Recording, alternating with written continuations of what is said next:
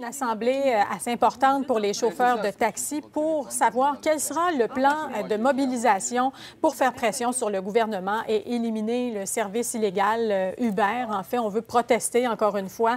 On sait qu'il y a recours qui sera intenté contre le gouvernement du Québec et Uber.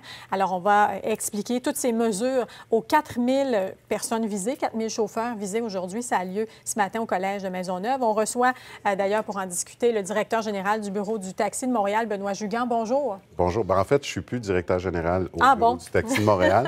Je suis le porte-parole pour le regroupement des travailleurs autonomes métallos. Parfait. Alors, comment ça va se dérouler aujourd'hui? Parce qu'on a vu des actions à Québec cette semaine devant les bureaux du ministère du Revenu. Vous planifiez d'autres moyens de pression pour justement faire céder le gouvernement là-dessus. Bien, voilà. Aujourd'hui, on rencontre l'ensemble des chauffeurs et des propriétaires de taxis du Québec.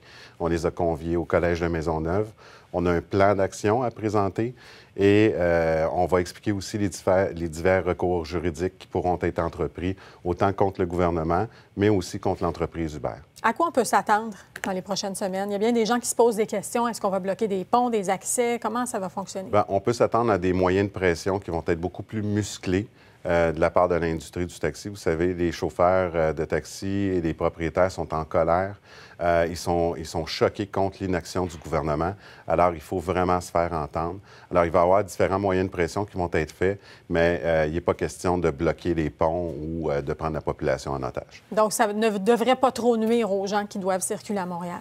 Bien, c'est sûr et certain que quand on parle de taxi, on circule, on est dans la circulation. On peut penser peut-être qu'il y aura peut-être un peu de trouble au niveau de la circulation à Montréal, mais rien de majeur, rien pour dire qu'on va prendre la population en otage. Alors ça, c'est important de le souligner. Est-ce que le changement de ministre vous donne bon espoir de trouver une solution ou si c'est plus large que ça? Bien, en fait, je pense que la situation est un petit peu plus large que ça. On a visé M. Couillard à plusieurs reprises. On lui a demandé de sortir. Il avait fait des déclarations en mentionnant qu'il était prêt à légaliser Uber. Alors, naturellement, on a hâte de rencontrer le nouveau ministre pour connaître sa position et voir si, enfin, le gouvernement va respecter les propres lois qu'ils ont mises en place. Et qu'avez-vous pensé quand vous avez vu qu'Uber a été légalisé à Edmonton? Bien, en fait, c'est différents types de réglementation. Edmonton a sa réglementation. Ils ont décidé d'aller vers ça. Mais si on regarde à Vancouver, Uber n'a pas accès à Vancouver parce que la ville de Vancouver a immédiatement dit « Nous, on ne veut pas de transporteurs illégaux chez nous ». Alors, c'est une question de positionnement. Il faut voir comment, ici au Québec, on va réagir. Donc, ça se passe à 10h30 au Collège de Maisonneuve et vous allez présenter ces mesures-là aux membres et par la suite, on va en apprendre un petit peu plus.